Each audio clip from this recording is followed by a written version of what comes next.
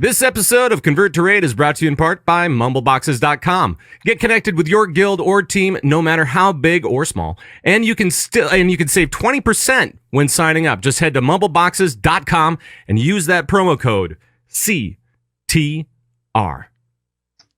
Welcome home, Raiders. This week, it doesn't matter whether you like PvE or PvP. Direct from Blizzard HQ. We have Brian Holinka and Ion Hazzikostas. This is Convert to Raid 158. You're listening to Convert to Raid, the podcast for raiders in the world of Warcraft.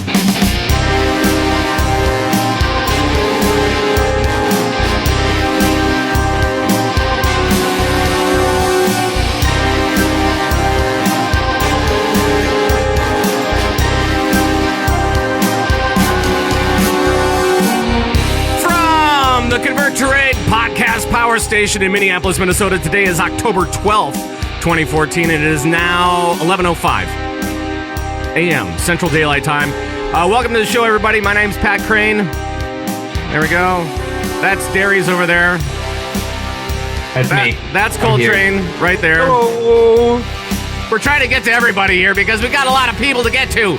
Because we also have with us, direct from Blizzard HQ, from Southern California somewhere, it's Ion Hazzikostas and Brian Holinka. Hey, guys.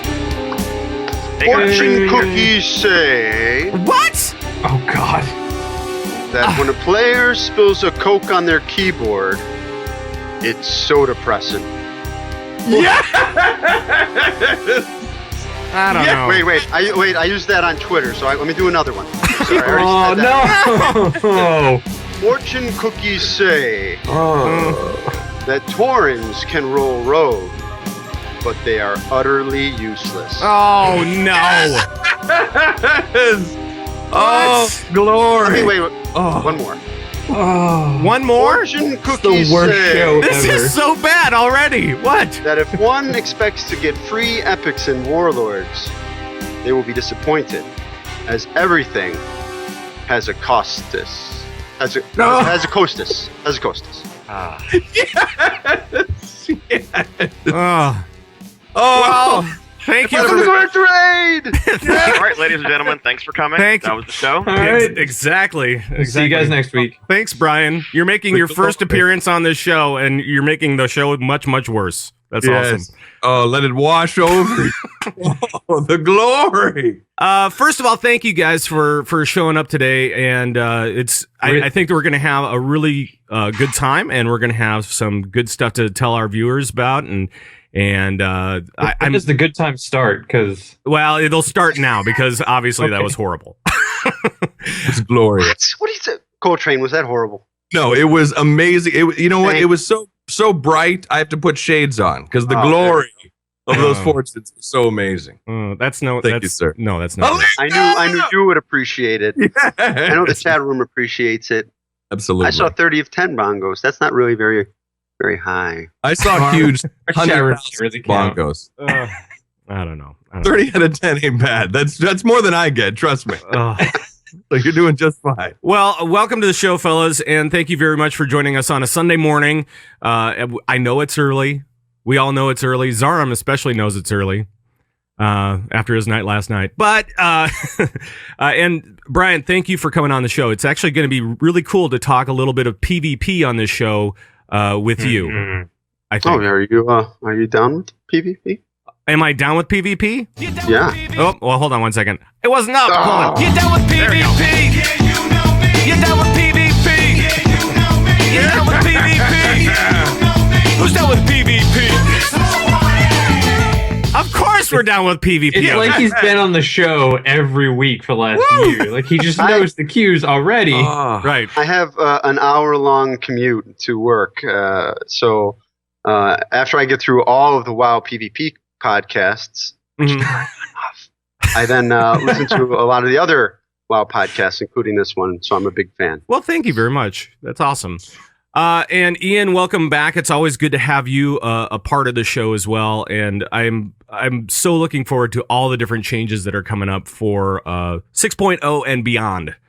So Likewise, yeah, pleasure to be here, and I'm psyched to talk about this stuff and psyched to play it soon. Right. I kind of dig how Holinka's picture. He's like all smiles, and then Hazzikostas is like Big Daddy player. New York I attitude. dig that. Yeah, absolutely. I love it. Pretty much the vibe I was going for with the picture, clearly. That's right. That's right. Right. So maybe we should kick it off and talk a little bit about BlizzCon. I think that might be a good place to start.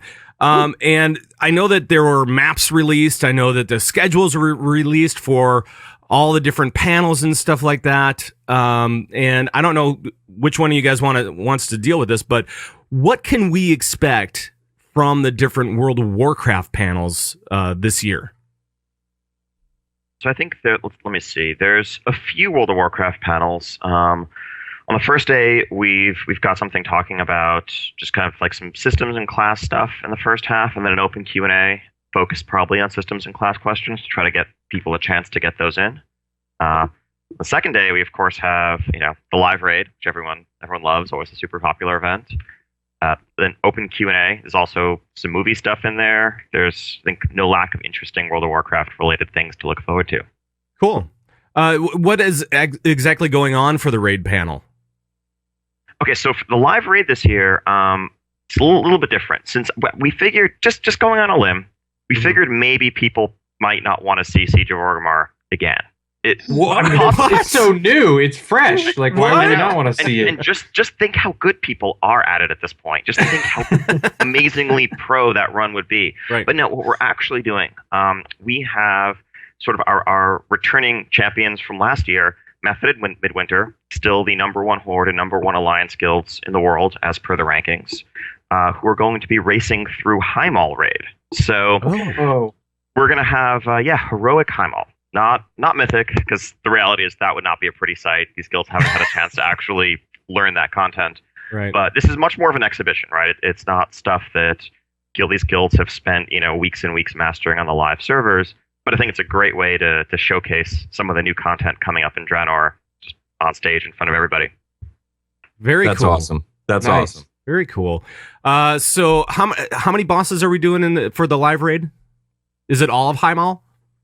Well, technically, it's all of Heimal. Heimal has some optional bosses. I would be very surprised if any of the guilds fought those optional bosses. We're just dropping them in the start of the raid. Everything enabled, including trash, not just bosses, and clear straight down the middle to Imperator Margok. Whoever kills Margok first is the winner. So we'll probably just see the 4 main bosses in that mandatory line.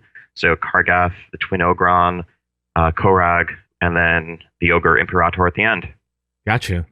So have they been practicing at all, or is this just what they were able to do when the PTR was open? I think they've had the same access opportunities as everybody else. I think it's okay. Just wow. PTR was open. This is going to be really interesting then. I think so. I mean, unless they have some really super secret strats and stuff like that going on, that could be very interesting. So yeah, I'm looking forward to that. Brian, anything happening with PvP especially this year? Yeah, we will be continuing like we do each year to have a tournament to name the arena champions for the year. So this past weekend, we were up in New York City for the North American regionals, which is we take 8 teams in every region in North America, EU, and they compete for 3 spots to play at BlizzCon. It was a really cool event. I was posting like lots of tweets and lots of vines and pictures of it.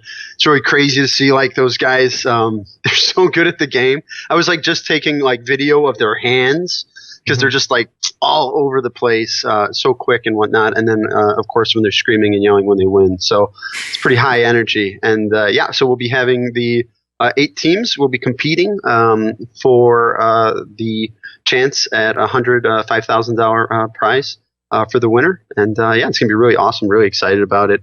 I know the players are excited about it, and they were glad to see regionals back this year. Cool.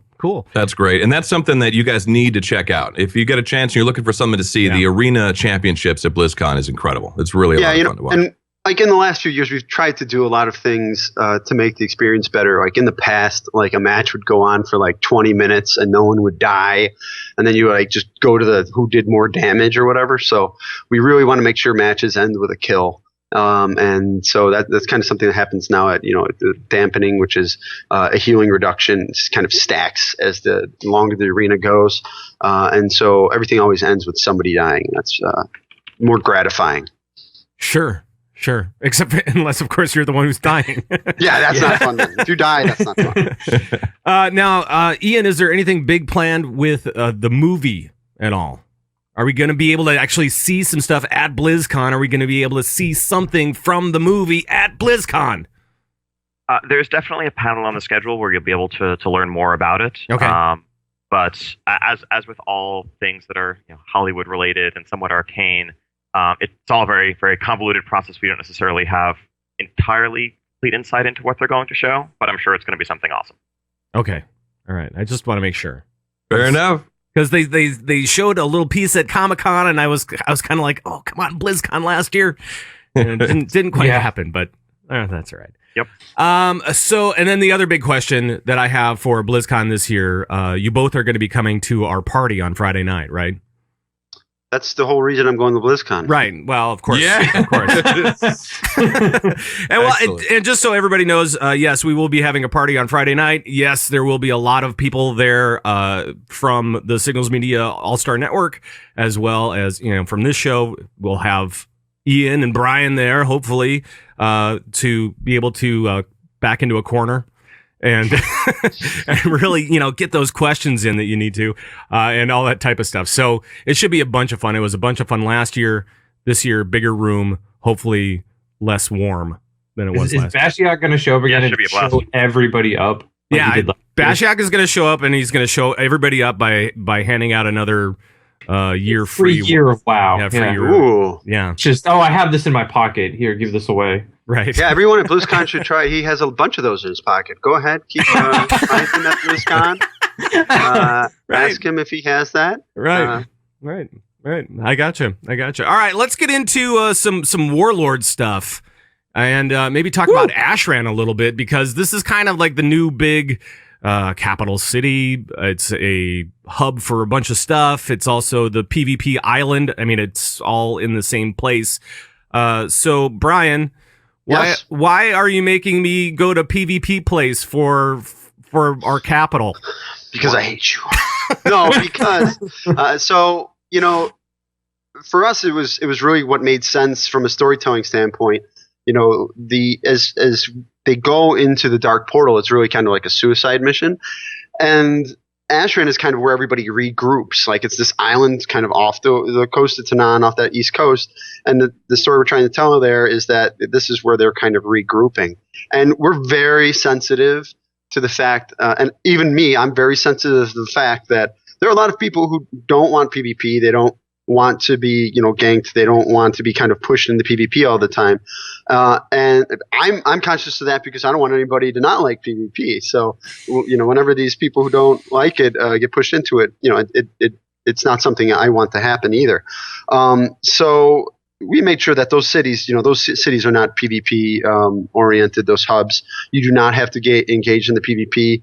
You can run up a hill. You have to actually literally run up a hill, and then a prompt comes saying, like, do you want to go into the the PvP area? And you have to click yes if you want to do it. Right. But I think what ended up happening is we created these really cool hubs where it really feels like this home away from home, where the different factions, different races have kind of stood up their little section of the city. And I think it's really cool. But the other benefit to this is that, people can just immediately go right from that city. They just run up that hill, like I said, and you see all these soldiers kind of like drilling and guys running up to get into combat. It kind of makes you want to go engage in it, and that's why we did that for people who are really big in the PvP, like Dairies, guys who just love PvP so much, love Ashran PvP so much.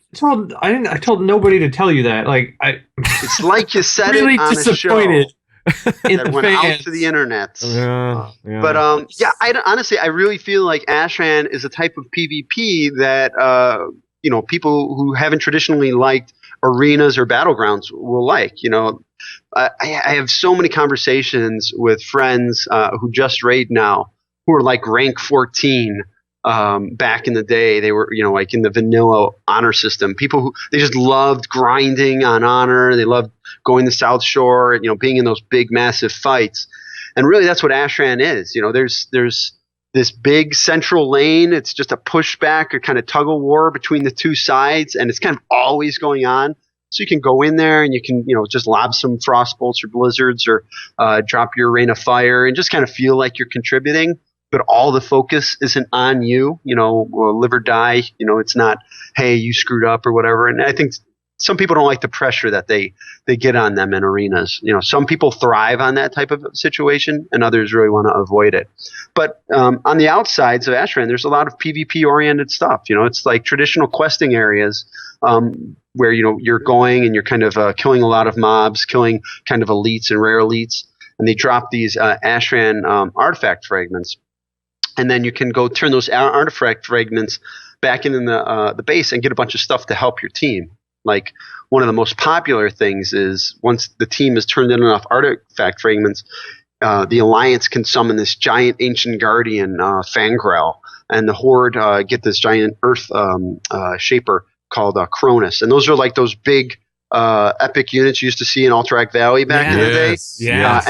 And they really become this rallying point, like, the big trees marching down the center of the lane, and everybody's like pushing behind him, and healers are healing him up, and one side's trying to bring him down, and he's just, stomping huge AoE effects and knocking people up.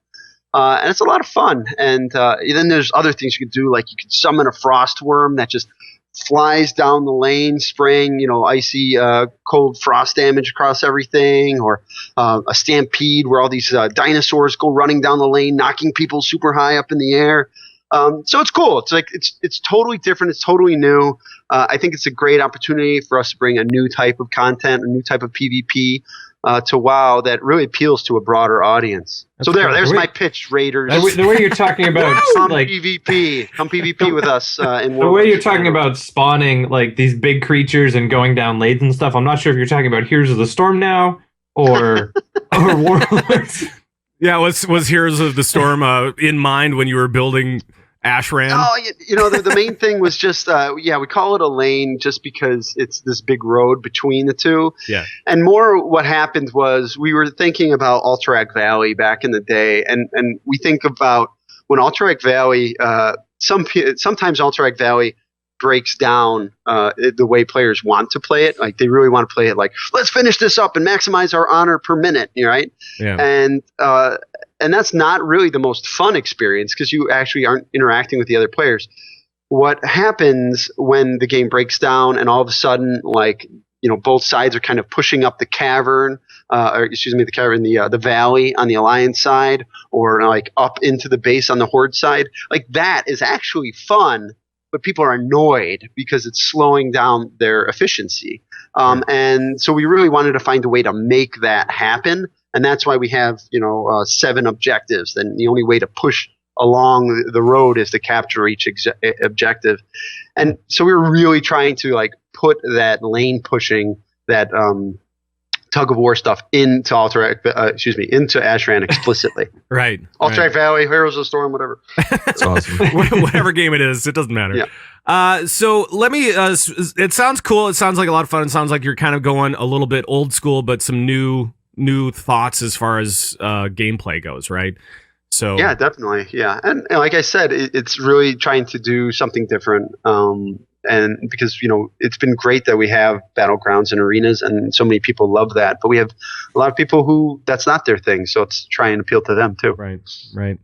And I feel like, Ian, we need to get you into the conversation too here a little bit, and so let's talk a little bit about raids. Sure. Let's do it. Now we've been talking about, difficulty levels, the new support model and the new healing regime and all that kind of stuff. But what are the changes that you are really excited about for raiding in 6.0 and beyond? So I think several major changes. I think the one that is probably singularly most exciting to me is finally having our flexible cross-server structure applied to multiple difficulties to both normal and heroic, going from 10 all the way to 30. I think that, once you have actual sort of consistent rating groups that are doing these formats with the flexible size, the biggest benefit, and as someone who has been a raider, has led raids, has dealt with organizing that for years and years now, the two most frustrating things are being shorthanded. You had a 25-player raid scheduled, 2 people no-showed at the last minute, you have 23 people standing around, can't do anything. But then also, it's almost frustrating at times when you have too many people show up. When miraculously you have that 100% attendance night, and 30 people show up for your 25-man raid, and you're sitting there wondering, like, well, okay, who gets to sit? Not everyone wants to, particularly if it's progression. Solving all of those problems, I think, really removes a lot of the social barriers to participating. Because what it also means is not just from the leader's perspective, but for the participants' perspective. As a raid leader today in 4.0 and 5.0, if someone came to me and said, "Oh, I'd love to raid with you guys again," maybe it's a veteran player who retired and wants to come back, but really, I can't do Tuesdays, Wednesdays, or Thursdays reliably because of work, but I can definitely be around on weekends. My answer would honestly be, sorry, we need someone with at least some minimum attendance commitment. Otherwise, the roster becomes really, really hard to manage. Right. But with a flexible structure, actually, that's totally fine. When someone's around, they can hop in, and when they're not, no big deal. The raid as a whole doesn't suffer as a result, which in turn means that more people can actually participate in the activity. Whereas before, they might have thought to themselves, well, I can't commit to this, so never mind, it's not for me. Right. That's awesome. That is really cool. Because I know we've had, especially over the summer, with summer schedules and stuff like that. I think we have probably like 40 people on our team now. Yeah, we're pretty close to about 40 for a 25-man team.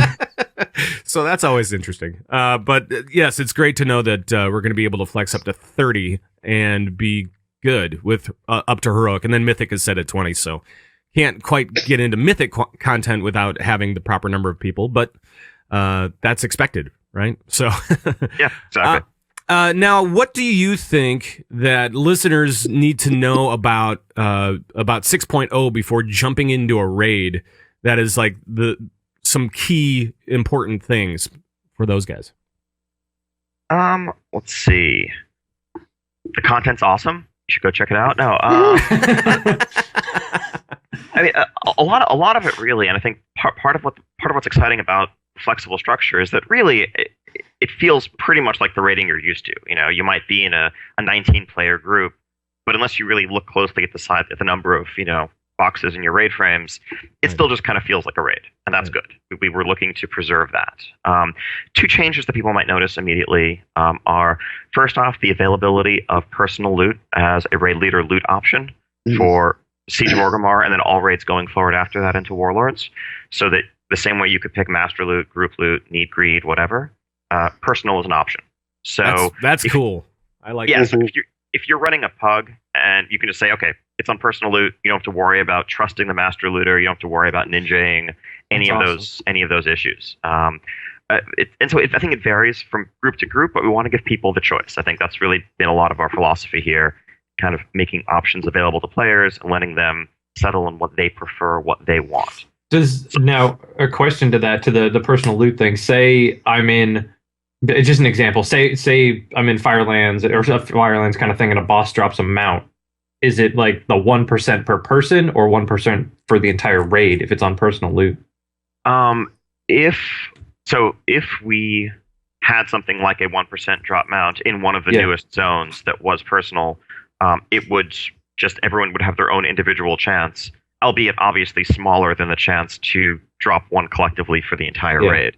It's not too different from how, some of the rare drop battle pets and stuff that can drop an LFR work. Yep. As you've seen them in Mists, it's just a personal chance. It's still super rare.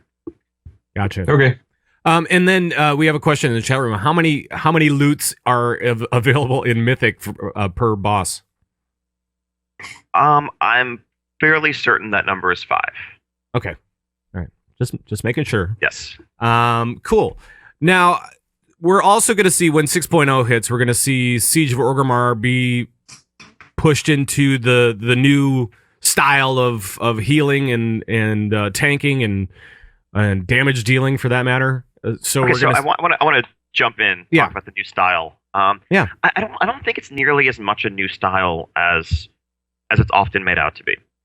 I Okay. think that really what we did was we doubled player health, Mhm. and we increased healing by about 50%. We didn't double it. Doubling player health let us do some other nice things like getting rid of all the base resilience in PvP and battle fatigue, things on that side.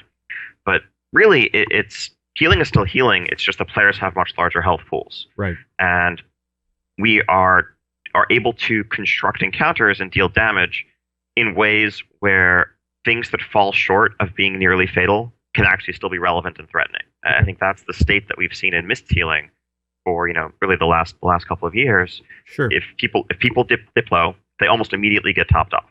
And as gear has improved, that's been taken to greater and greater extremes. I think something like Heroic Thok in Siege of Orgrimmar is like the best example of just how crazy that can get, where we are literally doing over 50% of the entire raid's health to the entire raid every 2 seconds, while periodically interrupting healers. And that we had to put in a fail-safe method there, where if you get to 30 stacks, he instantly kills the raid, because that was infinitely sustainable. Right. And so it's like well, what more can we actually do than doing the majority of the entire raid's health to the entire raid every couple of seconds? And so what that meant was, like, when you died, often it was crazy burst damage. It was you died to something that you couldn't even react to, or you got hit by two things that lined up before a healer could react. And that's not, I mean, there's still room to do that occasionally when we want to do it, but I don't think that's a great place for healing to be as the only tool that we have in our toolkit. So here, there's hopefully more of a deliberate, more of a tactical pace to the whole thing, where you're making decisions, and if you make mistakes, you have a chance to respond to them. The individual person has a chance to use their own defensive, self-healing abilities, whatever else. So that's healing. And then the tanking thing was really much smaller. I know Celestial on chat had made a post calling it a tank squish. Really, It was just that we realized that over time, like, tank mitigation was so strong relative to everyone else that healers didn't even matter to tanks. Like, we did some interesting tests. Actually, a couple of top theory crafters did similar tests using our target dummies on beta, where we realized that, like, if you had a tank solo tanking the raid boss dummy, they could live for, like, X amount of time if you without a healer at all. If you add a healer to the picture, they could live maybe 10% longer. And it was like, wait a minute, what? Like, the whole point is the healer's supposed to be part of what helps to keep the tank alive, but their cooldowns and natural mitigation and self-healing were so strong that actually they died when they ran out of buttons to press. And the healer or not being there was almost irrelevant. And that again was just not where we wanted the balance to be. Active mitigation, still super important. Tanks still have a huge hand in keeping themselves alive, as well as rounding up and picking up mobs, but they're not just this kind of one-man army while the healer keeps the raid alive.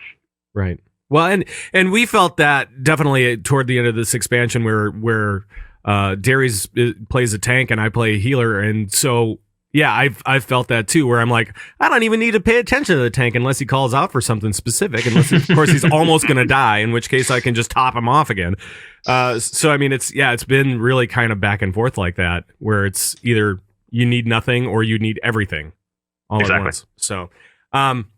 So now for Siege, you're redoing this. Did you have to like redo a lot for Siege to make it compatible with 6.0? I mean, not tremendously. I mean, it wasn't a small undertaking. It's just kind of hand retuning things and adjusting some scripts and fight logic to expect a different number of players, or potentially up to 30. But I mean, really, it was. There were a handful of places where we had to just nerf specific mechanics or abilities by more than the rest of the zone was adjusted.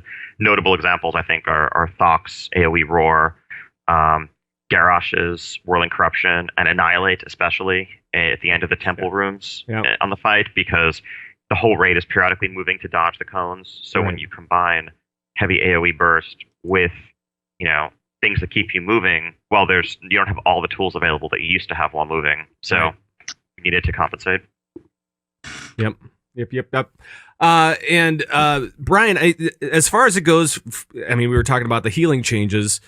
Mm-hmm. What are you seeing on beta and the PTR as far as the healing changes go for things like arena and PvP? Is that are healers going to have to get used to a new style as well, or? Yeah, I mean, it was very similar, demands that we had for healing. Kind of experienced the same thing in PvP, where we had these very long lockout CC chains, and that was the only way to get a kill, because healers could just burst you back up to full health like so quickly, especially with cooldowns. Like Holy Paladin had could Holy Shock and Eternal Flame and Holy Prism, and then just all those 3 spells, all of a sudden we're getting them back up to full health, and it was kind of like, well, this is ridiculous. And then otherwise you had to have the healer crowd controlled the entire time, and that wasn't fun for the healer. So the effects that burst healing had on PvP was pretty negative, and I think it led to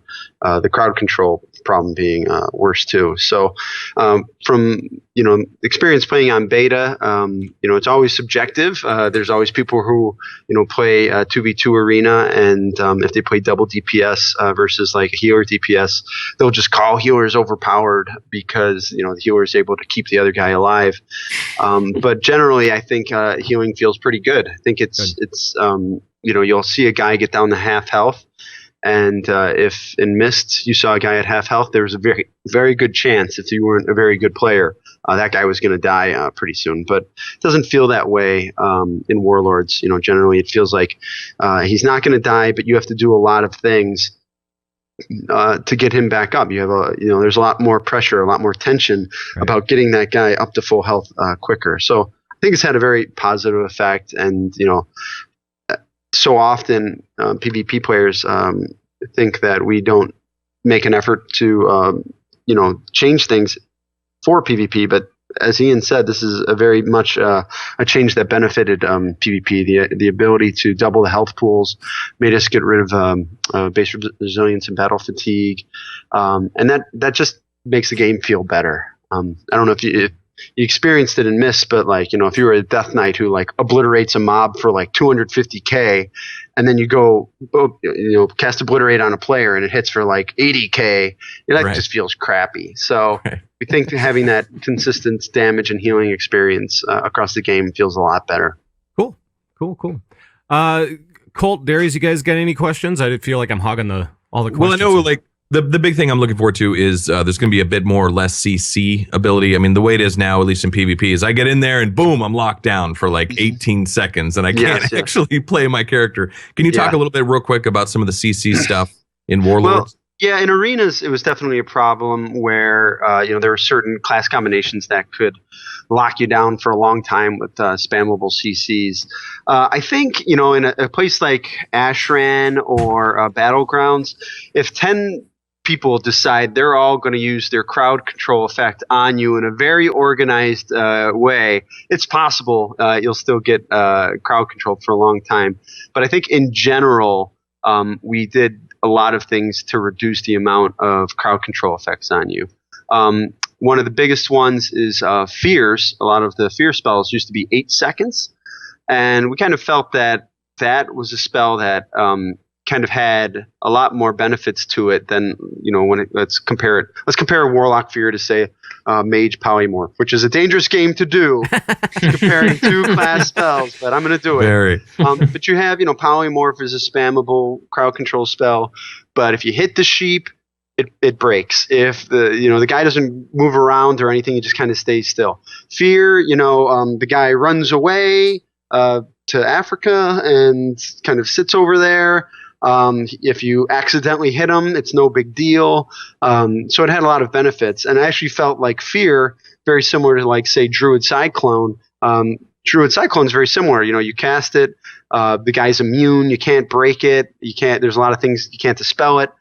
So it had a lot of benefits, and that's why its duration is shorter. So we reduced the duration on Fear from 8 seconds to 6 seconds, and we also took Cyclone and Fear and they put them on the same diminishing return category. And what that means is if you cast a fear on someone, the first one will be 6 seconds. If you then cast a cyclone on them, that cyclone will be 3 seconds, and they half every consecutive time. And you guys actually cleaned up the CC DR stuff, right? I mean, yeah. There was like 11 categories of diminishing returns, and they had there was nothing in game that really gave you any indication of what category a spell was. So yes, we reduced it down to 5 categories now, and in the tooltips for all the spells, we kind of spell out what effect it has on you. You know, if it incapacitates you, all the spells that are on the incapacitate DR have the word incapacitate in their tooltip. Nice. If you get stunned, all the spells that have they're on the stun DR have stunned in it. If you get disoriented, and that includes fear and cyclone, they all have that in the tooltip, and that just helps you get a little bit of sense in there. We didn't want to make the tooltips too complicated because, you know, for instance, if you're a raider, you don't care what DR category. Well, you may not care what DR category some of these things are in. So we didn't want to clutter up the tooltips, but we felt like we could integrate it into the language pretty well. And yeah, so I think that's going to have a very positive effect. You know, people playing on beta, I think they definitely feel that. They feel it in arenas. They feel it in battlegrounds. And it just makes, you know, everybody wants to be playing their character. And I think in general, we're going to do that. And, you know, the other part of that was just the class pruning. You know, as I think everyone's going to see here on Tuesday, when they get back in there and they see their class for the first time after these changes, whenever we could, we just removed crowd control abilities. And that just helps the problem a lot more, because if, you know, like I said, the case where like 10 people have crowd control abilities that they're going to use on you, if they all have them, then there's very little that DR categories can do to fix that problem. So we tried to take as many of them out as we could, too. Cool. It's awesome. The class proof. Now, I actually, that kind of brings up a question for me. Or Darius, did you have a question? Sorry. I was just going to say, when did this turn into convert to PvP? I was going to turn it around. You know, but well, I mean, since you bring it up, I really think there are benefits to raiders to trying PvP a little bit. I mean, there's, you know, raiding is about, like, you know, situational awareness and class understanding other classes and stuff. And I think there is potential for people to do PvP. It's a very high tense situation. You know, you have to be aware of what other classes can do and where you are, and you have to become very good at using your abilities without looking at your keyboard or looking at your action bar. So it in a way, it can help you become a better raider if you give it a try. Well, and so come on, and you know, and you may be a PvP guy, but I also hear that you completed your gold challenge mode. I did, yes. So we with my arena partner, actually. Congratulations! All right. Yeah. And I raided back in Lich King, and there came a moment, you know, in my own personal life with the amount of time I had for the game, I had to decide between one or the other, and PvP fit me really well. But I raided most of Ice Crown, and I remember being very upset because we got to Lich King, and we were fighting him, and then I had a baby, and I didn't personally have a baby, but my wife had a baby. Right. You know how that works, right? You guys understand. I don't have to explain that. So I never got to down Lich King, and I was very sad. But yeah, I loved raiding, loved the group, and these things that you guys talked about, the flexible stuff and the personal loot. I see my guild that I'm still in. They're really stoked for all those changes. Yep. You know. Yep. And we were talking a little bit about the CC stuff, but I think that brings up for me, it brings up kind of thoughts of just class balance in general. And Ian, I was wondering, you know, last year at BlizzCon, you guys were talking about how with Mythic raiding, you are going to probably want to have a more balanced raid team. You're going to want to have at least one, maybe two of every class on your team. And I'm just kind of wondering where it stands right now with Mythic. Do you guys think that you have accomplished a need for a balanced team like that? I think so. I mean, certainly I can't say that there aren't going to be reasons to stack a specific class for a specific fight. That's almost unavoidable. Right. But I think having 20 players as a fixed target size gives us some more flexibility in terms of the mechanics we can design. I think, like I said at BlizzCon, we weren't really looking to go out and recreate the mind control fight where you have to have multiple priests or anything like that. But it's more that if certain tools end up being tremendously helpful, like say Mass Dispel or Gorfine's Grasp, and that was often an issue in a 10-player setting where, well, if it's that helpful, do we need to redesign the mechanic because we don't want you to absolutely have to have a Death Knight or absolutely have to have a Priest in order to complete this fight. Whereas now, clearly, we need to make sure that the imbalance isn't way out there and that, having 5 Death Knights doesn't trivialize it or something. Right. But we can just go ahead with those mechanics and really focus in on them. It gives us the ability to create more variety and more varied experiences for players. Gotcha. And right now, as it stands, do you know, is there, and I know that they're still balancing everything, just in general, but are you finding that there are classes that are more powerful? I think that we've seen with Sims out there that DPS is kind of, there's a fairly wide spread right now, at least. Don't believe Simulation Craft. Don't believe it. That Simulation Craft stack rank is basically a joke. It's you're comparing like 20 different modules and the results of different modules developed by different people with different assumptions going into them. I would look at what actual players have been doing in beta. We certainly have.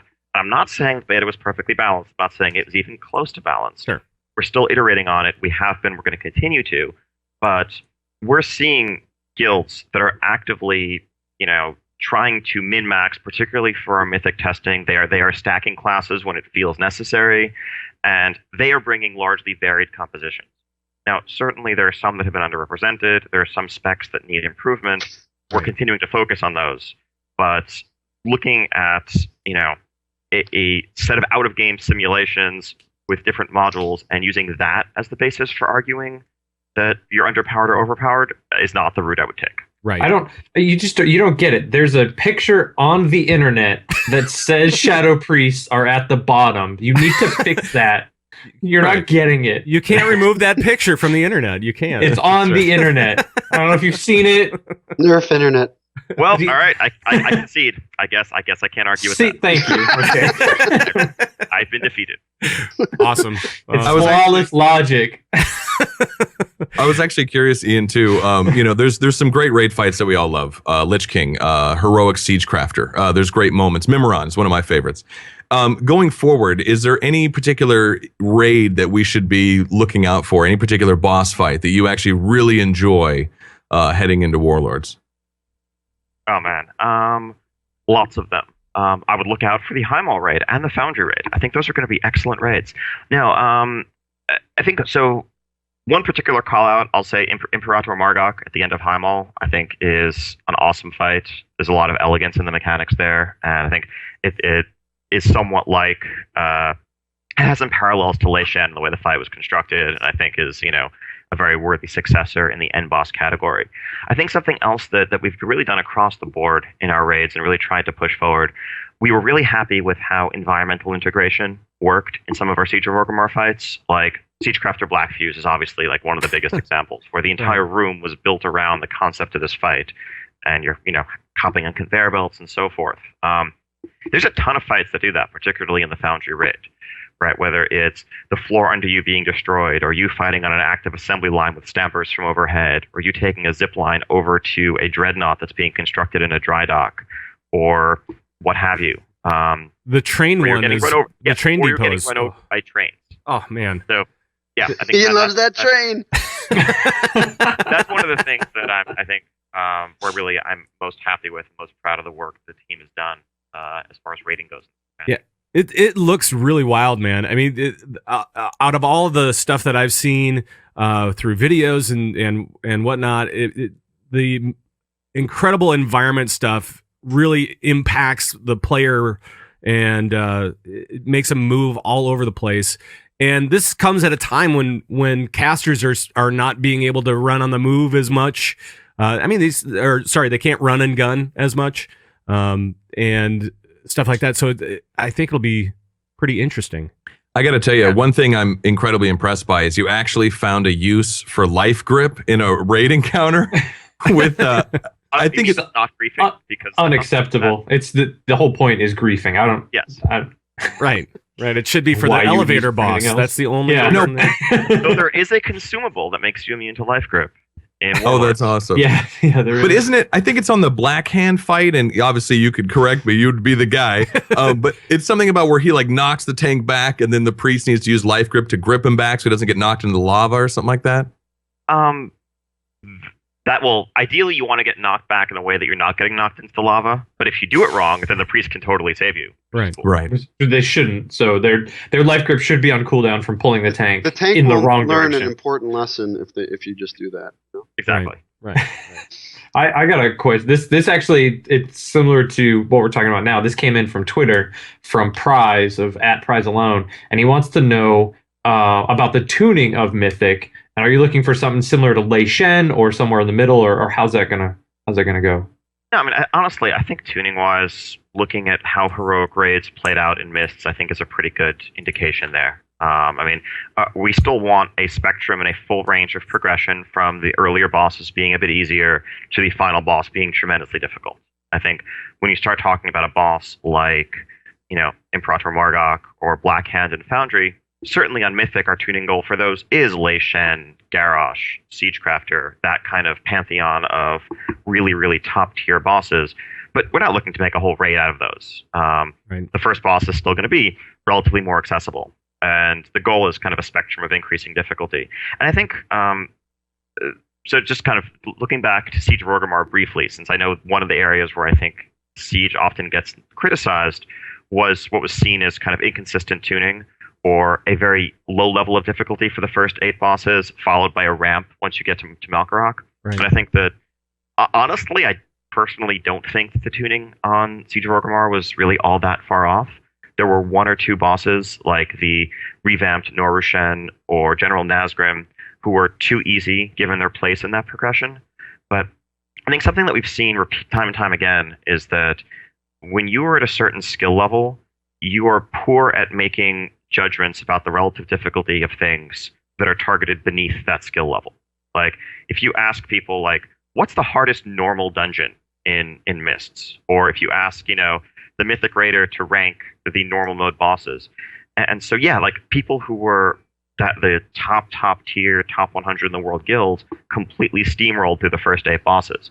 Yet what we've seen in recent months, in the past, over the course of the past year, guilds that only beat normal Garrosh 5-6 months in and then started their heroic progression in Siege actually were kind of having a measured, steady progression experience through the whole way through. They weren't just going in and having all the bosses fall over because they were actually closer to the target difficulty. But in any case, one of the things that we like about having larger raid tiers, 10 bosses, 7 bosses, if you want to view it as combined, 17, is that we can target more bosses at more discrete levels along that difficulty spectrum versus a raid like, let's say, Firelands in the past. We only had 7, and you had, a few relatively accessible bosses, and then this gigantic brick wall at the end without much of a ramp up in between. Right. And that kind of leads me to this. Now, at Gamescom, Tom Chilton, he actually said that for Warlords, we may only see 2 rating tiers if development kind of goes along at a blistering pace, I'm guessing, or something along those lines. Is that a possibility? And if so, what does that mean for release schedules of these different raids? It's a possibility. I think ultimately our goal is to deliver expansions faster. Okay. And our goal is also to categorically avoid things like the admittedly and frankly unacceptable 14-month lifespan of Siege of Orgrimmar. That is something that we do not want to happen again. We clearly view that as a failure on our part. And so we want to make sure that doesn't happen. Right. But as far as, is the next expansion, I know it's in the works right now. Is that still kind of like something that you want to turn around even faster than before? Faster than faster. 26 months, yes. Right.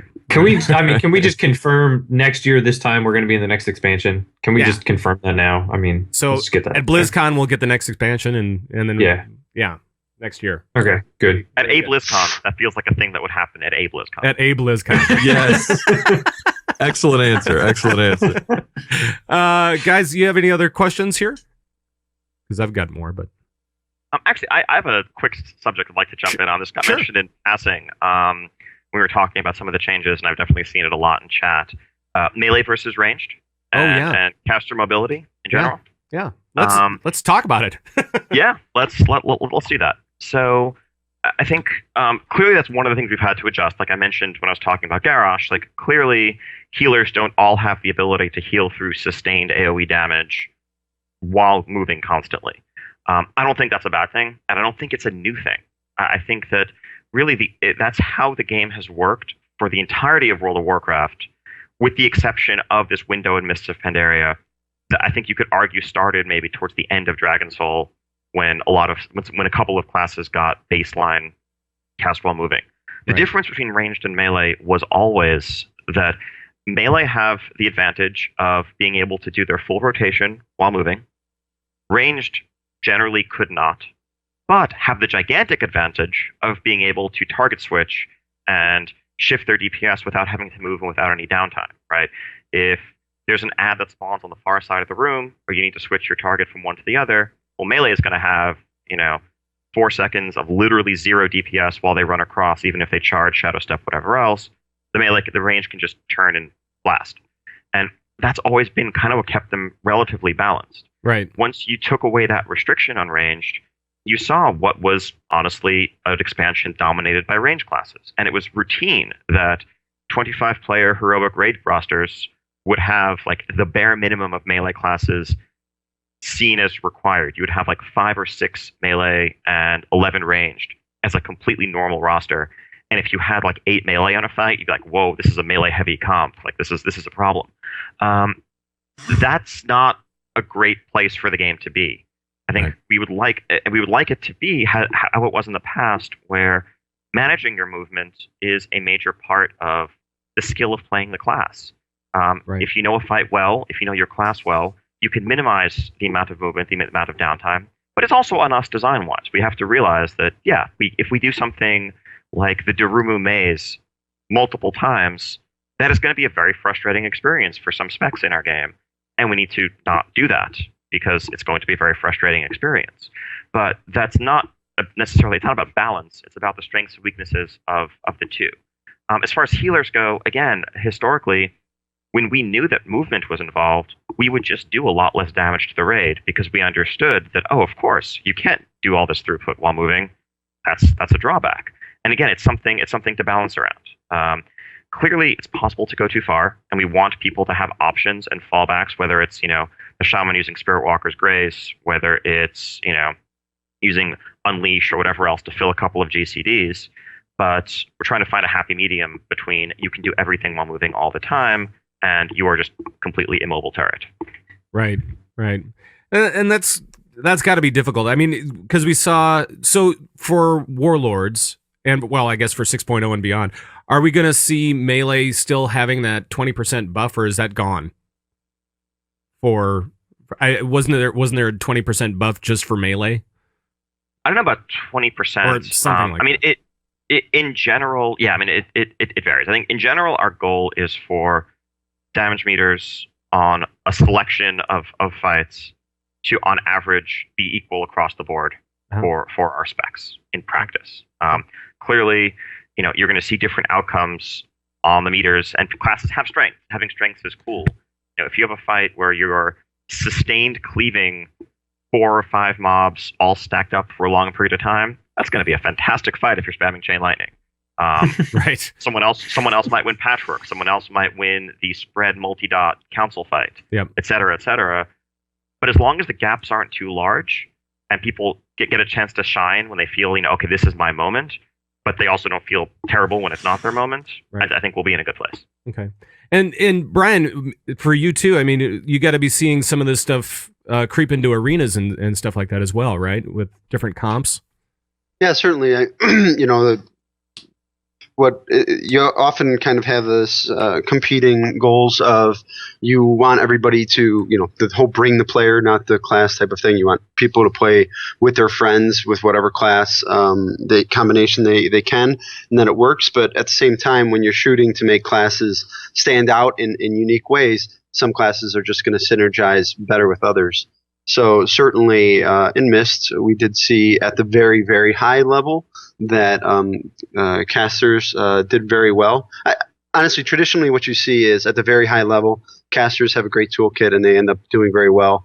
At the lower ratings, melee kind of stand out because lower skill players have a harder time dealing with them. And we'll see a bit of that, I think, in in Warlords, where there's going to be a little bit of early concern about, hey, these melee are too good, and all these, you made melee classes too powerful and ranged are hard. But I think at the high end, we're still going to see a pretty good composition. And the tough thing and the very much nature of arenas is that some class compositions are very good at playing other class compositions, and there's natural counters there. And that probably, that's not going to go away. That's the nature of WoW PvP and arena PvP, I mean. And players are, the best players find ways to get around that, frankly. They play multiple classes. They have good compositions, and these guys play so many games that they're knowledgeable about everything. So, I think what it's something we always have to watch.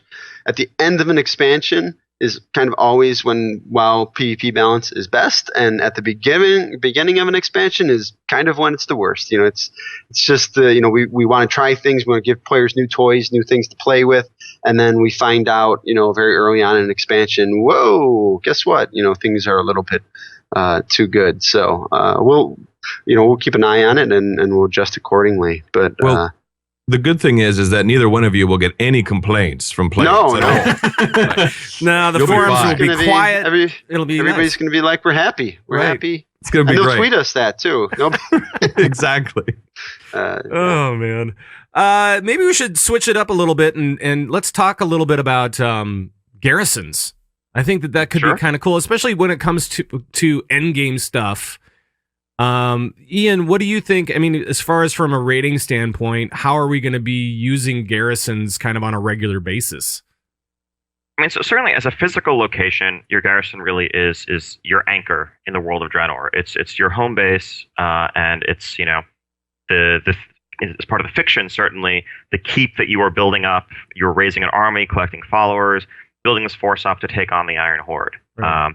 There are a number of systems that are tied to the garrison, but I think I understand that there are a lot of players who have the concern of, oh no, it's mandatory, or don't make me do this thing I don't want to do to participate in the gameplay that I do want to do.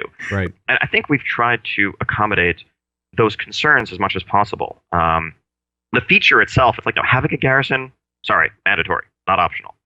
But when people talk about, oh, I'm going to have to do garrisons all day long, I think it's such a new feature and there's nothing quite like it in World of Warcraft. So it's hard to understand really until you've played it firsthand what exactly doing garrisons means.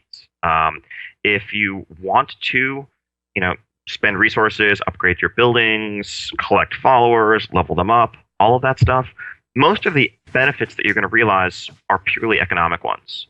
Much in the same way as doing the farm in Mists of Pandaria. It may have felt mandatory for some people if you wanted tons of gold. Yes, if you ignore your garrison, you're ignoring gold, but that's true for trade skills, that's true for a lot of other things. Right. Now, there will be endgame systems that are tied to the garrison insofar as, you're the equivalent of or sort of the replacement for the daily quest structure, which are free-form missions that send you to an objective on a given day where you have to complete a variety of things. It works, it's almost like filling a bar in a Diablo 3 Rift. You go off to this Ogre POI, and your objective is fill this bar that represents your efforts towards disrupting the Ogre operations. And it's not a specific daily quest type structure. It's more like you can do anything in that area, and it will contribute towards filling the bar, whether it's killing mobs, freeing prisoners, burning huts, killing rare spawns, looting treasures, all sorts of stuff that you come across. And yes, that's triggered from the garrison, but that's automatic. There's nothing you have to do in terms of progressing your garrison in order to unlock that. That said, there's a tremendous amount of depth that's really part of that. Each one of these buildings that you construct, when you make that choice, will unlock some sort of content in the outdoor world for you. So if you choose to build the stables, that might give you a small mount speed bonus when you're in the outdoor world. Convenient, not strictly mandatory, but it also unlocks this whole little taming minigame where you can go out and trap specific mounts that are rare beasts of Draenor, level them up to improve them, and enhance your mount collection. Again, not power, but it's just fun stuff to do. And each one of the buildings has something like that. I know the Gladiator Sanctum may be particularly appealing to PvP-oriented players. That leads you through a structure of racially targeted bounties where you declare a nemesis race. You're like, I'm going to hunt all night elves, or I'm going to hunt all trolls. You're collecting trophies from them, and kind of proving yourself, earning titles along the way. And if you earn those titles, you can then get invited to this crazy 25-way free-for-all, last man standing brawl, kind of like Stranglethorn Arena style, where you can get some PvP gear. And again, like these are options to explore. But if you want to just raid, if you're that guy and you're like, I want to hit max level, want to do dungeons, want to gear up, want to go into the raids, you really don't have to do a whole lot in the garrisons if you don't want to. Right. But we think you'll want to. So then, Brian, I guess since it's mostly economic, let's talk professions a little bit and how they kind of interact with garrisons. What is going on beta and the PTR with? I guess it's not the PTR, but in beta with professions and garrisons specifically. Are we going to be able to make everything that we want to ever? Well, first I want to say I'm really looking forward to seeing the data on which race is chosen as the race to hunt down and kill most frequently. I think we need to put bets on that, maybe some type of bingo. I don't know, but it's yeah, we could do that. I think we all have our suspicions, but we'll see what happens. I'm going gnome. I'm going gnome for that one.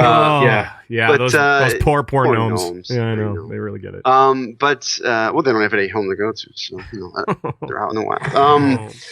But for professions, no, it's really great. The ability, I think, they're definitely a moneymaker, and the ability for players to get access to the other professions and provide themselves those services without kind of having to build an army of alts is kind of one of the things we're shooting for here. But at the same time, we want to provide a perk for the person who decides to focus on one profession with their particular character. So, it's definitely a gold maker. For oftentimes PvP, players had complaints in the past about being unable to earn gold through PvP. But there was always garrisons. There was always the farm. There was always professions, and a lot of PvPers supplemented their income that way. But in Warlords, we're definitely finding ways to give them gold through strong boxes in battlegrounds and things like that. But I'm definitely looking forward personally just to being able to access a lot of the professions that aren't my own, so I don't have to bug people as much or feel guilty about it. Or buy stuff off the auction house, or lose gold left and right because you're like, I really need this for whatever. But yeah. Well, I'll say that the two philosophical pillars kind of how professions integrate and interact with the garrison buildings are that, first off, the person who is that profession should still have an advantage and should still feel special for being that. So if there's let's say 3 tiers of blacksmithing items, only the true player smith can make the best tier. Right. If someone else has the building but isn't a smith, they can make the others. Now, if you are the profession and build the building, then you get an efficiency boost, and that is the general thought. So if there are, if you think back to any kind of cooldown or transmute type resource like classic mooncloth for a tailor, your building might let you get an extra one of those a day if you are that profession, and that increases your overall yield. But again, we want to maximize just kind of the ability for players to make choices to suit their playstyle. Gotcha. And any other questions from Colt or Dairies? You guys I got a question from Twitter here from Zone Me Up. He's asking Holinka, what are your plans for crafted PvP gear at level 100? Any thoughts on a level 85 or 90 boost per level 100? I don't understand the second part of the question. Yeah, do I actually. I can definitely address the first part of the question. So in the past, we had this crafted set of gear that's the starter PvP set, right? And initially that was we had this talk. I remember Ian talking about how once we converted it to be a crafted set, kind of your entire profession menu becomes crafted PvP gear. We thought that was cool because it was a way for players to get access to that gear going forward and kind of have that introductory tier. But in the end, what we were finding was most players didn't really even buy it. If somebody wanted to step into a battleground for the first time to start earning honor, they would just go in their quest screens and just get hammered. So they would either one, just flat out quit doing PvP and not do it, or two, they would just stick it out and get whooped for a little while until they had enough gear. And neither of those experiences is really great. And in general, people just didn't want to spend gold on gear that they were going to replace very quickly. So what we've decided to do in battlegrounds and arenas and Ashran instead is we basically just raise your eye level to a certain minimum point. I believe it's 650. So if you go into an instance PvP area, you're just 650 straight away. And the best PvP gear is 690. So immediately, we just close the gap for you. So if you fresh ding 90 and you're sitting there in like some 5 or like 600 level gear, you're just immediately going to be competitive. And we think that's a better situation than like, telling players to, oh, well, you want to be, introduce yourself to PvP, you should go to the auction house and spend 5,000 gold. That just, didn't make sense. So now it's just, go into PvP, you're leveled up to 650 and you're good to go.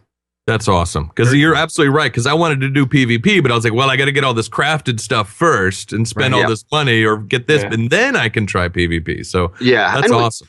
And we've definitely iterated on what PvP gear means when compared to PvE gear, because they have two very different systems. The PvP and PvE have two very distinct systems for how gear is delivered, but also different goals for what it is supposed to mean.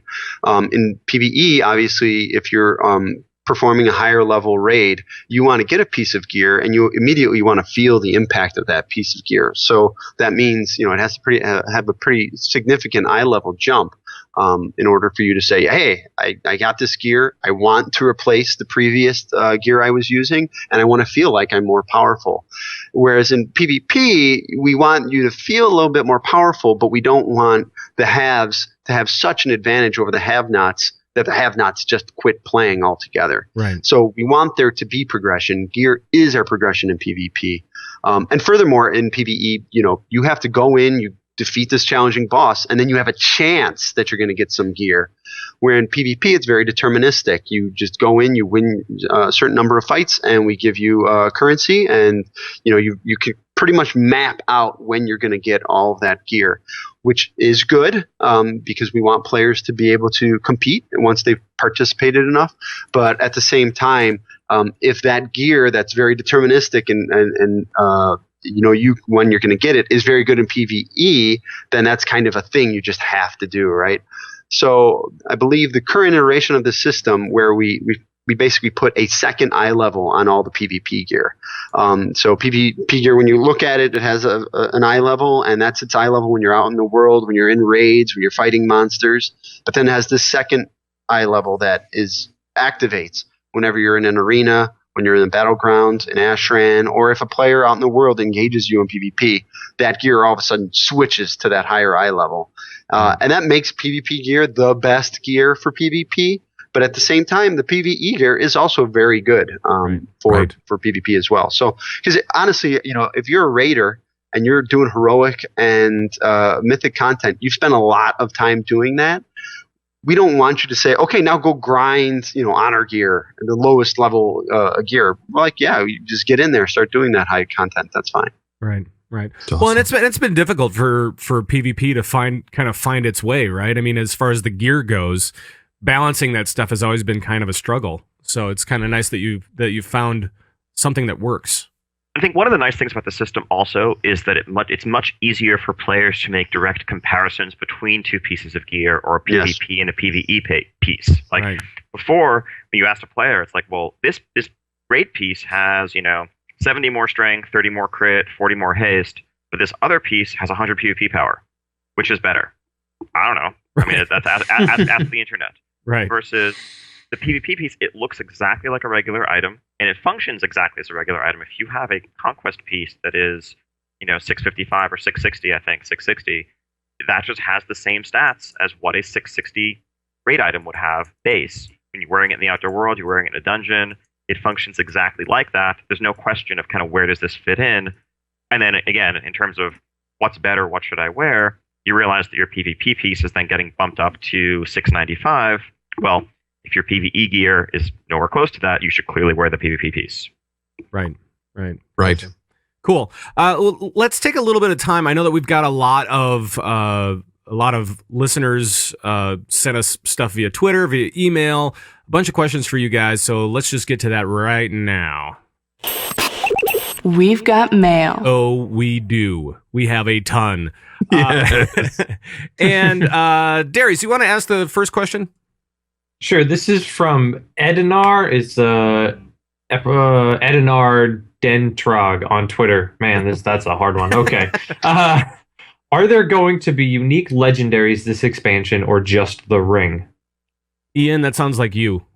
Yeah. So currently we just have planned the ring, though if it makes sense, I could definitely see us fitting in another more traditional, like class-specific legendary that's obtained in a much more direct way. Mm-hmm. I think what we've settled into with the Cloak and Mists and the Ring and Warlords, and will likely continue, is these kind of expansion-wide epic arcs that give you a legendary that fills one of your slots, but it also ends up being kind of a participation reward for having experienced the content, for having been there when it counted. That's ultimately kind of touching on another somewhat controversial thing, why the Cloak for Mists is going away. We wish we'd messaged that earlier, no question there, but we wanted to kind of set that expectation going forward so that, 2 years from now, when you see someone with that title who has the Cloak, it means that, oh, they were there in Mists. Whereas, other legendaries that, like, Warglaives, whatever else, those aren't going anywhere. You can still go back, farm them up, try to get your drops. Right. But that's kind of our current thinking. Right. Now, and also with the legendary, you've made it so that you can start at level 98, right? Yes. We really want to kind of get people in, sort of expose them to what this is going to be, get them used to the idea that for most of the expansion, one of your 2 ring slots is going to be filled by this ring from Khadgar that is going to be increasingly awesome, but is, pretty much something you're going to be wearing the whole time through. One nice thing about using the ring slot as opposed to Cloak, I know everyone loved all those mythic or those heroic Cloak drops in Siege of Orgrimmar. Yes. A lot of thumbs up about that. So at least it doesn't obsolete the entire slot. You'll always have a need for that second ring to accompany this. Yeah, that's awesome. Man. That's a brilliant change. Yeah. Now, also, as far as for people with alts, are we gonna be seeing the legendary ring, or even garrisons for that matter, become easier for these guys at some point, or is it just we're gonna test it this way and see what happens? So there's nothing explicitly in place right now, though we've discussed and would like to go in the future, in later patches or later updates to Warlords, give some help with the drop rates on the various kind of drop collection steps for alts on people who have already completed that step on a main. That way, imagine you got double the drop chance on your Titan Runestones or your Secrets of the Empire or something. That's kind of how it would have played out. As far as garrisons go, really, the experience of building up and customizing your garrison is very much a character-specific one. It's both part of the story that you level through, but also a reflection of your character's particular strengths and interests and weaknesses. If you're a tailor enchanter on one character, a smith miner on another, you likely want totally different buildings. You may want to focus on, PvP on one character, raiding on another. We want to let you build your garrisons out in different directions. We don't really see the garrison in terms of the core gameplay of building buildings, leveling up your followers, as a tremendously big time investment. It really is very much like check in, interact with the UI, queue up some work orders, send your follower out on a mission, and then wait until it's done type stuff. So it doesn't scale in a way that's going to get overwhelming to people with any alts. Cool. Hey, Colt, can you grab this next question from Dan? You got it. This is from Dan. Are there any plans for Blizzard to step up their esports scene? And what kind of drive is there toward making WoW into a serious esport? Well, this question gets asked a lot. For us, WoW Arenas is about, it kind of all starts at BlizzCon. BlizzCon is at the high level. BlizzCon is about celebrating our players. Blizzard, thanking those people who support us and celebrating all your efforts, all your time you spend playing the game and getting together. And that's the same thing with WoW Arena. It's a natural place for us to say, hey, PvP community, let's all get together, celebrate these great players who spend so much time playing the game to become really skilled at it. And from there, we kind of want to make the road to getting to BlizzCon make a lot of sense. So we're making efforts to make the game more watchable in terms of the UI elements that we have in there. A lot of stuff we're doing right now to try and improve that a bit, and we'll see where that gets us going forward. Because certainly we think the arena game has a big following, and there are people who play it and love it. But at the same time, it can be a challenging thing for people who want to watch it, and especially people who are trying to maybe have a passing interest in it. So we're going to try and improve that watchability. In terms of like saying make it an esport, and we're going to make it an esport, that's for us, like, it's really about players and what they're interested in. And I don't know if there's many. There's some esports out there that are like set out to become an esport, and we kind of look at the ones that are wildly successful doing that and say, oh, see, all they did is they made the effort to make an esport, and look what they became. So a lot of games that go out there to try to become esports and do terrible at it. So what's most important is that you have a fun game, a game that's fun to play, and a game that can be fun to watch, and that's always where our efforts are. For me personally, I think we see esports and competitive arenas as very much a community thing, getting players together to compete, getting players together to celebrate the game that they love, and that's really our approach going forward. Cool, that's awesome. I would try and get Conan O'Brien back, by the way, to commentate. That was amazing. Topcaster NA, yeah, absolutely. Yeah. Hey, we have one from Tyler, and it's about the 10th anniversary stuff going on. Terran Mill, South Shore. Is this going to be the original, version of that, or is this going to be post-Cataclysm landscape? Nope, it's going to be the original landscape. And it's really funny. There's a level designer. His name's Matt Sanders, and he made the original Hillsbred Foothills when the game came out in vanilla. And then, when time came to make the Caverns of Time instance, they brought him back to modify it to make it like old. And then in Cataclysm, he destroyed it. And then we had to go to him again and say, hey, guess what? We want the original one back. So he came back and did it again. So it looks exactly like the original Hillsbred Foothills. We went in, we dug up all the old NPCs and spawned them in the same places, and sure they said the same things. So yeah, it's pretty much on authentic old Hillsbred Foothills. Yep. Cool. So and Brian, you've been with Blizzard for a couple years, right? 2 years now. Yep, just over 2 years. Cool. And Ian, how long have you been with Blizz? Just over 6. Wow, that's cool. And we're coming up on the 10th anniversary of this game. Yeah, it's really cool. I'm guessing that there's got to be a lot of electricity over on campus right now for all this stuff. It's an exciting time. Yeah, we're all psyched. To share what we've been working on for so long with players in the form of Warlords, but then of course, I think the whole 10th anniversary is this great milestone, and there's a lot of emotion and nostalgia and all of that just wrapped up in it with everyone at work, but we know also the players too. Cool. And also just to see that it's at 10-year points, and this isn't like a farewell event either. This is kind of like we've doubled down. Our team is bigger than ever before. We're trying to make more of the game than ever before. So it's definitely not a swan song. It's like, wow, the game is still going, and it's still getting a lot of love from Blizzard in terms of how much effort we put into making it. Yeah. And Holinka, as someone that's been around for 10 years, it's pronounced classic WoW, not vanilla WoW. I'm sorry. Yes. All right. Just so you know. All right. I'm going to get burned on Twitter for that. Yes. Thank you. All right. Just like me every time that I say vanilla. Anyway. Hey, Colt, can you get the next question from Orneas, I believe is what it is? Sure. This is Orneas DMF. After updating player models, are there any plans to update alt player models like Warlock Metamorphosis? Ooh. Ian? Yes, that's definitely something that we're we're looking at doing in the future. We want to do all of that. Moonkin could maybe get some love. Yeah. They could maybe not have the Winter Spring Owlkin model 10 years later. Right. But it's all just a matter of getting to it, and we have a long list of stuff to work on. We still need to get through Blood Elves. We still need to get through some other stuff on that front. But yes, we're completely aware of the fact that if a player is commonly walking around shapeshifted most of the time, they're not getting a ton of the benefit out of the basic player models being updated. So we want to help them out there too. Right. And I know that, some people there hasn't been a Night Elf male art craft yet, has there? I don't think so.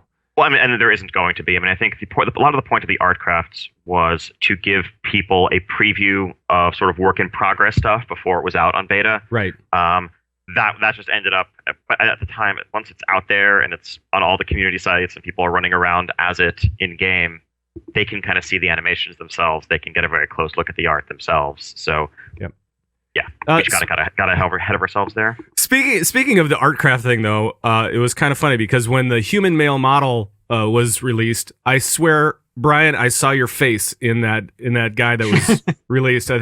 Were you the male model for the human male model? That's all I've been doing all expansion is face modeling. No. He would be a lot uglier if it was based on me. I'd swear that was you given the smolder. I swear that was you. I can see it. I can see the inspiration. That's right. The Holinka. He has a collection of mustaches. We have some big dudes on the art team. I wouldn't be surprised if one of them was the body model. Oh man. Hey Darius, you want to get the next one? So the next one is from Twitter, I guess, and this person's name is Nerf Warlocks on Twitter. But anyway, it says, simple question. Lots of profession changes, but not much info. Will there be a professions blog before release? Who wants to take that one? That's a great question for Zarm and Bashiok, who are sitting in Twitch chat right now. I think there's definitely a lot of information to get out there. I'm not 100% sure if we have something planned or not on that front, though. All right. Well, we'll keep you updated here, guys. We'll figure it out. And this one comes from the creepy one on Twitter. With heroic dungeons requiring silver proving ground, will or can it also require completing normal versions of those dungeons? Ian? It doesn't require that currently. I think in practice, most people are going to want to do the normal dungeons. I think getting your item level up to the point that you can queue for heroic will generally require doing at least a few normal dungeons, and most people who hit max level will do that initially. I think putting in a strict requirement like that tends to quickly get in the way later on, though, when you imagine alts hitting max level, 3-4 months later, and you have your guild looking to run you through dungeons to get you geared up. Now you have to go run normal Everbloom before you can do heroic Everbloom, just for the sake of ceremony. And I don't know that necessarily helps a ton. Right. So I mean, we've got the silver proving grounds for heroics, though, and that's going to be kind of a barrier for people to get past to be able to go into this more difficult content. And I know that beta is kind of limited right now, but what are you seeing on beta as far as that goes? Are people just kind of trudging through it and cool with it and all that kind of stuff? I'm pretty happy with how it's playing out on beta right now. We've been making a lot of tuning adjustments as we've gone. I think a lot of our normal dungeons are actually still a little bit on the hard side. But in general, I mean, all of us, I routinely hop on beta and just solo queue for dungeons and just get whatever group I'm going to get. And it's often people who've never done the dungeon before. Clearly, they're kind of figuring out mechanics as they go. But it ends up being reasonably successful. And the point of it is really twofold. It's, first off, to make sure that some of the people who are going to cause just a negative experience to the group as a whole are getting filtered out on some level. Like, you don't want a tank who has literally never tanked before, who hit max level as DPS, was like, wow, tank queues are really short. Let me try queuing as tank. And then suddenly 4 people have to deal with that. That's just not great for an LFG experience, particularly when we're trying to ask for a little bit more coordination. Like, we're not trying to create, white knuckle, crazy hard dungeons like, heroic Blood Furnace, heroic, Stone Core, what have you. But we do want there to be a bit more of a challenge, a bit more coordination required. The second thing, actually, though, is that it's a safe framework for people to learn, for people to realize that, hey, okay, I'm not doing as much DPS as I could be because I'm not killing these dummies before they explode, or I must be doing something wrong as a healer because I can't keep my party alive. And there, it's something you can actually practice and seek help on. We're looking to actually expand our proving grounds and really update them more thoroughly in a later patch, to also introduce some kind of diagnostic or training measures to it, where we can maybe try to tell you what we think you might be doing wrong or what you can improve on. But that's clever. Yeah, that would be good. It's, for someone who's never tanked before, being able to go into a safe environment and practice doing that, where it's not coming at the expense of 4 people, is, I think, pretty huge, and will hopefully help get more people into those roles as well. Yeah. Wow. That's awesome. That is cool. That's great. Colt, you want to take the next one? Sure. Pulsar 732. Any plans for world bosses and warlords? Would love to see different difficulties depending on who spawns. There are 3 world bosses currently planned for Warlords. There are going to be 2 in Gorgrond that actually alternate spawning, first like one week, then one the next. And they just kind of share the same sort of tier of loot. They drop high mall quality stuff, and they will be available when high mall opens. Then there's Rukmar, the Arakoa sun god in Spires of Iraq, who is at a higher tier, drops Foundry quality loot, will be there when Foundry opens. I think with world bosses, I would not expect to see us. You might change your minds, you might come up with something clever. I wouldn't expect to see the super hard world boss. We tried it a few times. The reality is, people probably remember early Undasta. Right. And tuned perfectly. Yeah. Tuned perfectly for a guild group. Right, but there's this expectation now, and the game is in a very, very different place than it was back in vanilla. Sorry, classic. Or Thank you. And Twitter exploded again. Oh man! When you had the Green Dragons, when you had Doomlord Kazakh, and those bosses were really competed over and hunted by top tier raid guilds on a given server, and the average person never even was aware they were existing or up. When you saw a Green Dragon die in Classic, most people on the server didn't know they were up, and it never even occurred to them that that might be something that they could do. Whereas with Undasta, we made a boss that was tuned for an organized group of players. It was actually probably pretty simple if you had a proper group of 20 raiders there. But everyone on the server hears, oh, world boss is up. Next thing you know, there are 200 people there. Yeah. Chain dying. The server is, being brought to its knees, and no one's really having a good experience. So, probably not going to do that again. Really, that's surprising. It's almost like we learned from our mistakes. Almost. Yeah, I was just saying, do you consider that a flaw in that how Shaw and Galleon were set up and how they were designed to be just zerged by 200 people, and then you threw in Undasta, who was the opposite, and you saw what ended up happening? I mean, is that something you guys think was a mistake on your end? We started with the original model of Shah is the easy accessible world boss, and Galleon is the super rare hardcore world boss that's up like once a week, which of course led to like 200 people camping Galleon, and you would go by on a busy server and you just see this like circle of mounts surrounding this one spot. Yeah. So Galleon caused some problems too. Galleon definitely crashed some servers. Galleon was not a great experience. He wasn't supposed to be super hard, but he was definitely supposed to be on the more challenging side. So we thought to ourselves, well, okay, maybe the problem was actually that he was zergable. Let's do it Kazakh style. Let's make an unzergable boss. Clearly that'll solve the problem, right? Yeah. Not so much.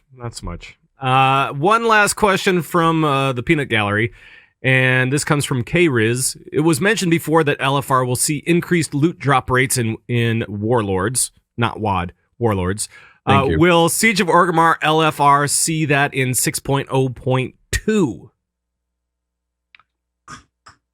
I think so, but if you don't get good loot, then I guess you're just unlucky and you can blame us. Yeah. Well, we have a sound for that. We actually do, but I'm not going to play it because Celestalon isn't on. Right. It's always his fault, no matter who's on. Right. It's always his fault. Blame Chad, right? That's what I do. Right. So any questions from you guys? Any final questions as we kind of wrap this show up? I had a quick question too in regards to LFR. Will we see a lot less difficulty in LFR and Warlords? It's been sometimes referred to as tourist mode and that kind of thing. Is there going to be some big changes in Warlords LFR compared to current Miss LFR? It should be pretty straightforward. I think it's not going to be easier across the board because I think most of Miss LFR was actually quite easy, but we'll be much more aggressive about fixing the Garrisons or the Lei Shens or the Darumus of the world quickly. And we don't want it to be a place where it's typical that you get 4 or 5 stacks of determination on a given boss, because at that point, your LFR experience has just turned into like a 2-hour slog, and that's not what it's supposed to be. Right. So, all right, there we go. And then 6.0 actually hits on Tuesday. So it is officially going to be 6.0-tober on Tuesday. Woo! I'm bringing that back. I'm bringing it back around. Everything's going to be fine. Nothing's going to be broken. No, of course not. Of course it's going to be smooth sailing. Yeah. Anything that breaks, we will fix just in time to make sure that the actual launch of Draenor is as smooth as possible. That's always the goal. That's really the key point, right? I mean, we need to make sure that we get the stuff on live so that we see how people are actually using it, so then you can make meaningful changes, right? Exactly. Gotcha. That's right. Gotcha. Well, that's cool, guys. Once again, thank you very much for joining us today. It's been a pleasure to have you on the show. Brian, your first time on the show. Let's not make it your last. I don't want it to be your last. I enjoyed it. Thank you. Well, I don't know if I can handle this much PvP. Can we do it like once every 2 years, maybe? Or I thought you were the PvP guy on the show. I don't know where you got that from. I don't know what you're talking about. Listen, Brian, as long as you bring glorious fortune cookies, you're always welcome. That's the problem. Yes. It's not so much the PvP; it's the fortune cookies. Yeah. Right. All right. Well, that's gonna have to wrap it up. And just to let you guys know, I'm gonna play this music. I'm just gonna go straight into here. And I'm gonna say, thank you guys for joining us. Thanks to all of our listeners and the viewers out there for watching us and listening to us, and for listening to this show. And we really appreciate you guys tuning in every single week. You can follow us on Twitter at Convert2Raid. What? I have a shout out. I have a giant shout out. What's your giant shout out? To the Asparagus Initiative for downing Heroic Garage last week. That's right. So congratulations. All right. Big congrats. Here, I'll do the big applause. Big applause. Jeez. Yeah. I was on the bench. Our 200th pull, or our 201st pull, I guess. 200 wipes, 1 kill. Yep. We downed Heroic Garage. Yep. And I was on the bench. Actually, because that's how we did it. Because I'm a resto druid, maybe I was the bench. I don't know. That's true. Maybe. Either way. But you can email us at convert2raid@gmail.com. You can call us and leave comments and questions on our raid line, 612-787-RAID. That's 612-787-7243. You can follow us on Twitter at Convert2Raid, or even individually, right, Koltrane? You can follow Pat Krane at Pat Krane. You can follow Dairies at Bored Mind. You can follow myself at _Koltrane. And Holinka, where can they find you? They can find me at Holinka. Right. Pretty easy. Ian, where can we find you, my man? At WatcherDev. At WatcherDev. So make sure to follow those guys on Twitter for sure, as well as all the different developers of the game and community managers and stuff like that. You'll be tied right into them. Get that news as it comes up.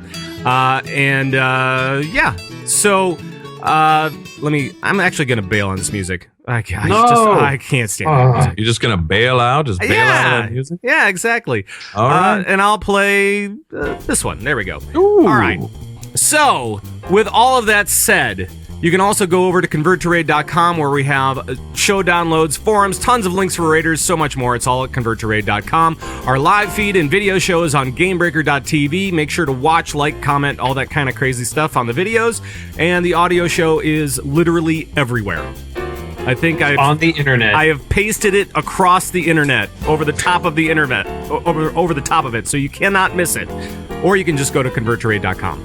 That's it. Mm-hmm. So that's going to be it for the show. Thank you guys again for coming on a Sunday morning. Thanks to everybody for all the questions that they've had. We've seen a lot of questions in Twitch chat as well. Lots of great crowd stuff going on here today. And that's going to do it. And big shout out. Thank you again, Brian Holinka, Ion Hazzikostas, and Zarm as well. So thank you guys so much, He's bro. been lurking in the back. Yeah, Zarm just lurking. Wait, hold on a sec. There he is. Just lurking in the background. So thank you very much, guys, for everything that you do. And we'll see you again next week right here on Convert to Raid. 11 a.m. Central. So for all the guys here, bye-bye, everybody. Bye-bye.